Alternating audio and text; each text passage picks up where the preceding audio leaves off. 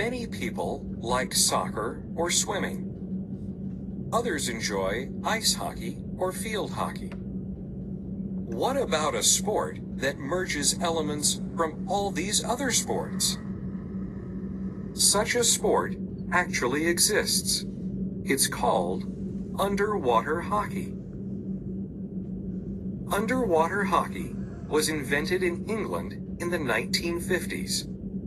It started as a training activity for scuba divers.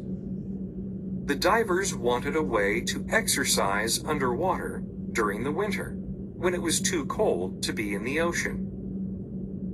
Soon after, players started forming teams and competing. Underwater hockey gradually became more widespread. By the 1980s, there were teams and competitions all over the world. Today, people in more than 30 countries play underwater hockey. The basic idea of underwater hockey is straightforward. Players work in teams to score points by moving a small disc called a puck into the other team's goal. Players use sticks to push the puck across the pool bottom.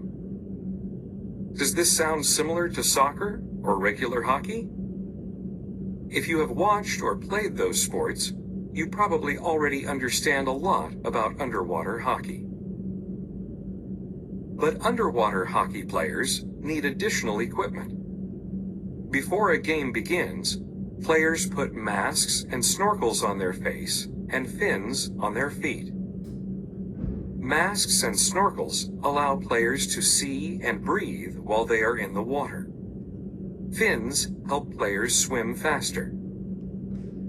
Players wear mouth guards and caps with ear protectors. They also wear a glove on one hand to protect their hand from cuts. Finally, each player holds a short stick about 1 foot long.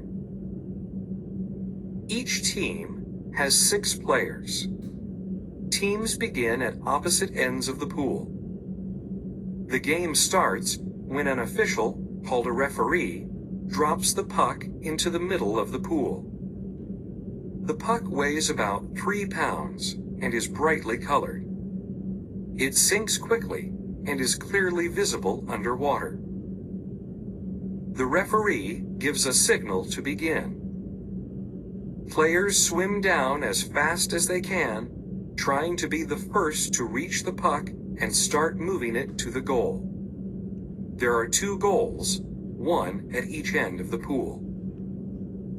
Teammates work together to push the puck toward the goal. Each time a player places the puck in the goal, that team scores a point. Like soccer and regular hockey, underwater hockey involves passing between players and blocking shots from the other team. However, unlike soccer, players have no way to call to or hear one another underwater. They have to use observation and experience to know when and how to help one another. Underwater hockey is different in other ways too. Players are underwater instead of on a flat field or rink.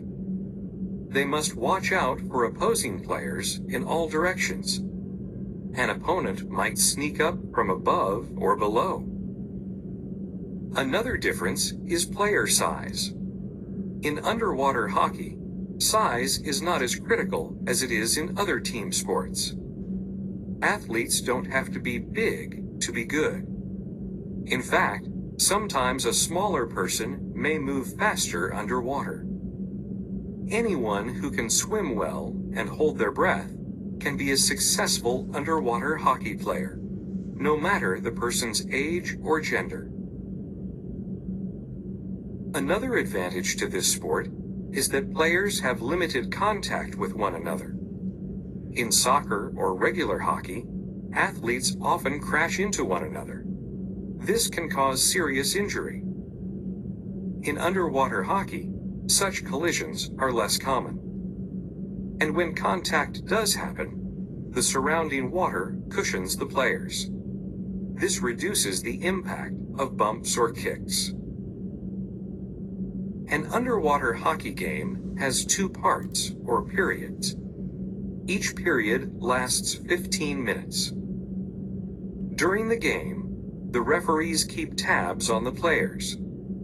Their job is to watch the players closely and make sure that everyone is following the rules. Underwater hockey players describe the sport as fast-paced and exciting. However, it does have some drawbacks for fans. Most of the activity takes place below the surface. With so many swimmers moving quickly under the water, it can be hard to follow all the action. Because it is not a great spectator sport, some people think that underwater hockey will never become as popular as soccer, football, or basketball. However, it is still a unique and interesting game.